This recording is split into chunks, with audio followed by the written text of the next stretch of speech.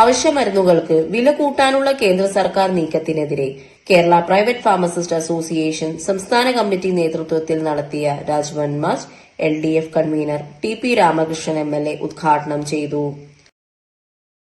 ജനങ്ങളുടെ ആരോഗ്യ സംരക്ഷണത്തിന് ഔഷധ മേഖലയെ ആശ്രയിക്കാതിരിക്കാൻ കഴിയില്ല.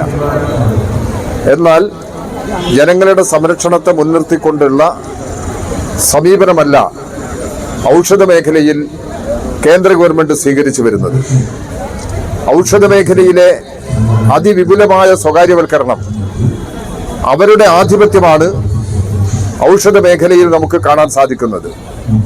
അത്തരം വിഭാഗങ്ങളുടെ താല്പര്യത്തെ സംരക്ഷിക്കുന്ന സമീപനം, കോർപ്പറേറ്റുകളുടെ താല്പര്യത്തെ സംരക്ഷിക്കുന്ന സമീപനം കേന്ദ്ര ഗവൺമെന്റ് തുടർച്ചയായി സ്വീകരിച്ചു വരികയാണ്.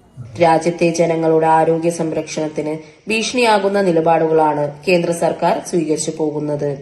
ഇതിന്റെ ഭാഗമായാണ് ഔഷധ കുത്തക കമ്പനികൾക്ക് മരുന്നിന്റെ വില യഥേഷ്ടം കൂട്ടാനുള്ള അനുമതി നൽകിയിരിക്കുന്നതെന്ന് അദ്ദേഹം കുറ്റപ്പെടുത്തി.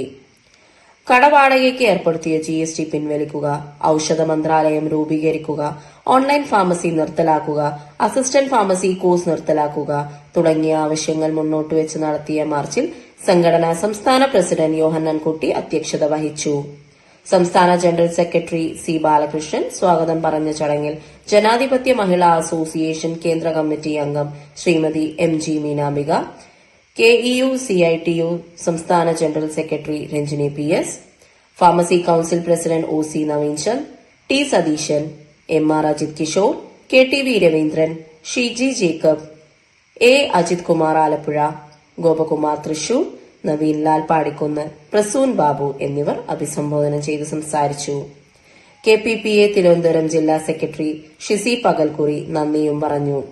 മ്യൂസിയം പോലീസ് സ്റ്റേഷൻ പരിസരത്ത് നിന്ന് ആരംഭിച്ച മാർച്ചിന് ബിജുലാൽ PN, ജിനൻ TB, അൻസാരി കൊല്ലം എന്നിവർ നേതൃത്വം നൽകി.